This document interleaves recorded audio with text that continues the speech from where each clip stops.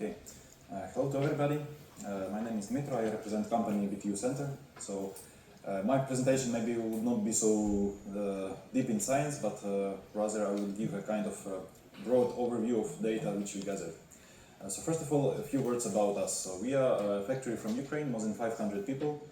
We specialize on scale production and use of biologicals on millions of hectares, mainly on row crops like cereals, legumes, corn, etc. And we perform huge amount of trials in field, in labs, but mainly in fields because we are pragmatic and we focus on what farmers ask from us, additional yield. We, through last 15 years, perform huge amount of trials, more than 2,000 of them. So we decide to generalize the data to look like what in average farmer could expect from biologicals. So what we find is that you can see more than 90% of use of our biologicals you can expect an increase of the yield, and you also can see response of different crops to biologicals. For example, we can see that on field crops response could be a little bit lower, closer to like 9%, but on vegetables and high-end crops and in some others that could be a little bit higher.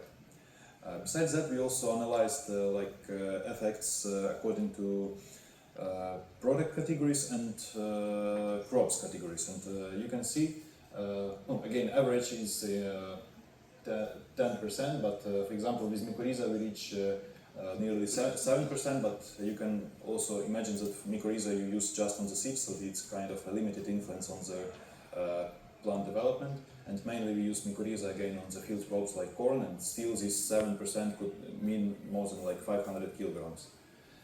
But with nitrogen fixing bacteria, with phosphorus solubilizing bacteria, in average we could expect 10-11%.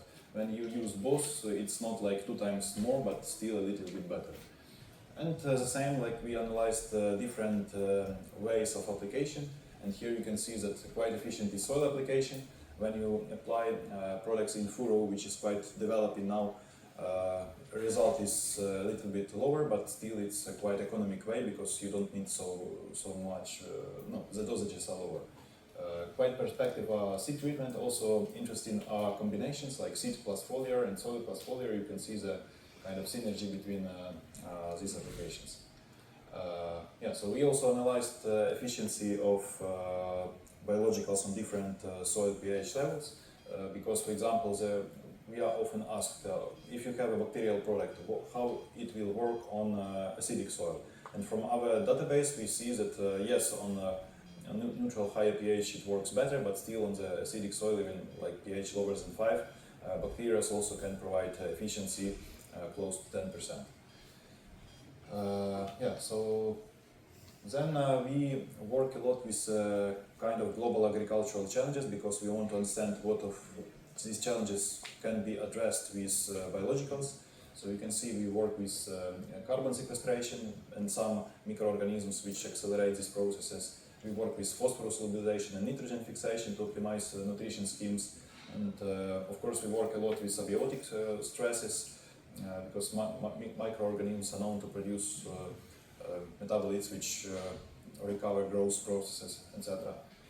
But let's come closer to today's topic. Today we speak about soil health indicators. So when we speak about soil health, it's important to understand it's quite a complex definition, and this is about the sustainable fertility properties of the soil. They are divided into I think again all of you know, but still divided into chemical, physical and biological properties. And when you work with biologicals, you work a lot with the last part, I mean the biological properties of the soil. What properties did we test? Moment.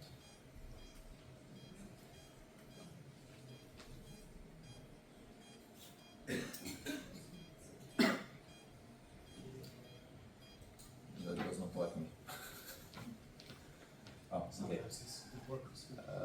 Okay, so we work, for example, with carbon sequestration direction, and we did plenty of tests. So first of all, we are in this topic for more than 10 years, and we started collaboration with some like professors in agrochemistry who were quite skeptic about this topic, and one of their hypotheses they have that okay, if you even accelerate carbon sequestration, you also activate microorganisms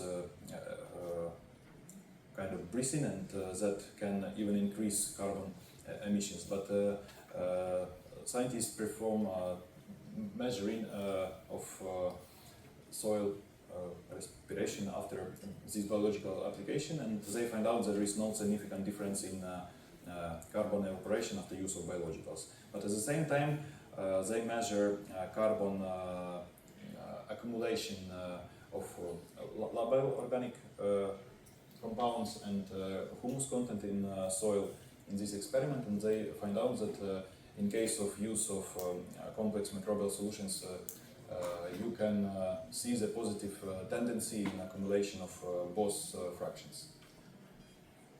Then we continue doing these tests in different soil types, and we measured speed and degree of decomposition of plant remains in fields. So you can see more or less in each soil type you have a positive tendency, and still on different soils this speed varies. What is interesting and quite perspective, especially in steppe zones, is to improve also the physical properties of the soil, like density. And in this case, because we enrich soil with carbon, and we also improve density of the soil. And we have plenty of long-term influence studies on the humus accumulation, where we also, you can see from 2011, we have one 4 years study to measure how in a, how to call it, project to improve humus content in soil, we can accelerate this process with the use of biologicals. So there was a technology with some green manure with a red line, and with a blue line we add to this technology our solution. So we accelerate this process, and finally we over exceed the standard technology with 0.2% of humus in this 4 years project. So we do more studies with some farmers, because now farmers are looking for some solutions to be able to work with carbon credits, etc. So we work with one of the huge agrarian company, Kernel, which is 500,000 hectares in Ukraine, and they do a 3-year study to see how use of biologicals accelerate accumulation of labile carbon in soil.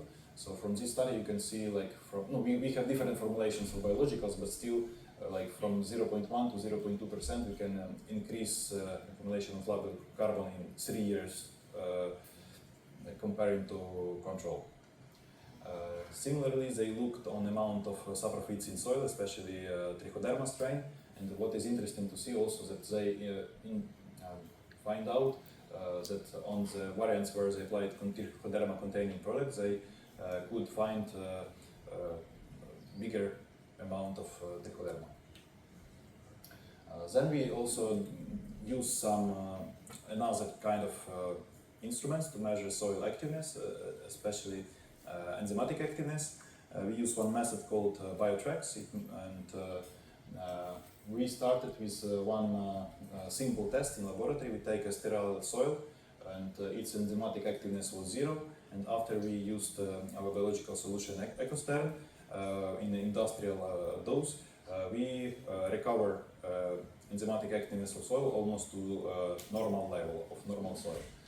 Then we continue do plenty of field tests, and in them we find out that if especially soil is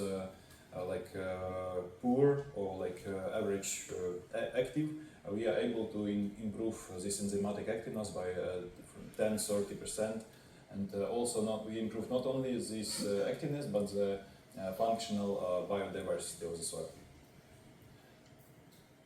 Besides that, we do some specific complex assessment of soil in our laboratories. We look on the chemical parameters, which are normally checked by most labs. We also look on some biological indicators, like the balance of fungi in soil, like saprotrophs and pathogens, and also we do some microbiological analysis of different functional bacteria in soil. So in this case, it's just one of the examples what we analyzed.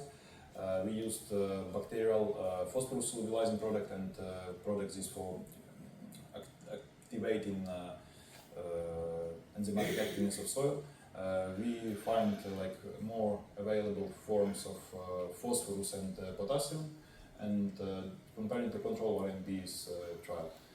And also we find more saprotrophic species in soil, as well as more better development of bacteria in soil. Also when we speak about soil health indicators, we speak a lot about the fertility of the soil. And the idea of farmers to get additional economics from use of biologicals is to substitute some amount of fertilizers. Why it is important? We did plenty of tests in Europe, and here is an example from Germany.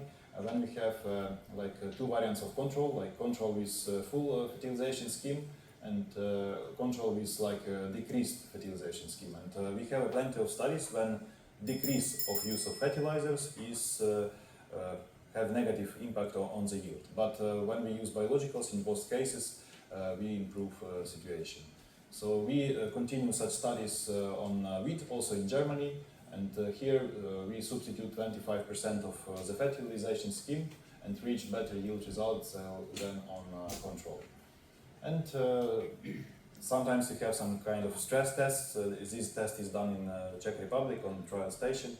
And here our partner substitute 160 kilograms of urea with nitrogen fixing product, reaching a similar level of the yield. And similar cases we have tested in Ukraine when we substituted 30% of the fertilization scheme with phosphorus and nitrogen nutrient use efficiency products, and also reach yield comparatively better than on 100% fertilization. So more or less that's all from my side. Also invite for our presentation tomorrow about abiotic stresses. So now I'm open to your questions. Thank you very much, Nico. Please ask the question. I think we have a time for 2-3 questions.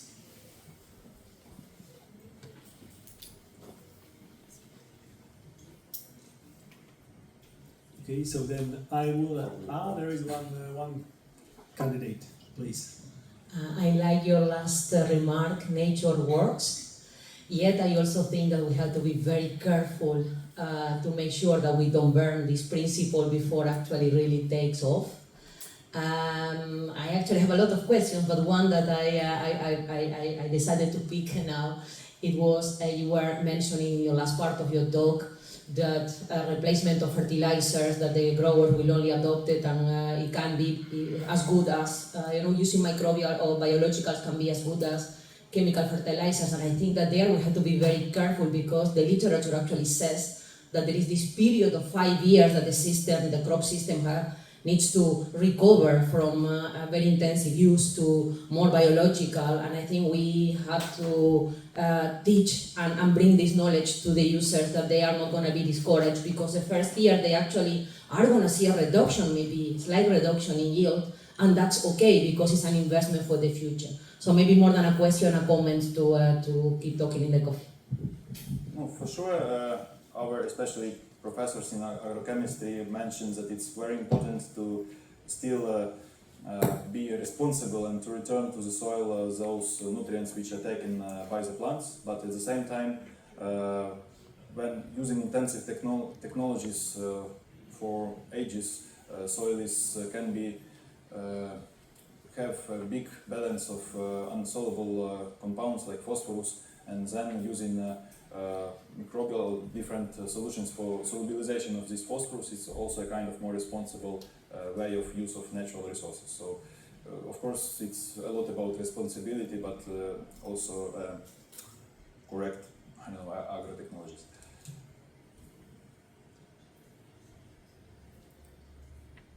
More questions from the audience? If no, then thank you very much. We're exactly on time, so thank you very much, Dimitro. Thank you.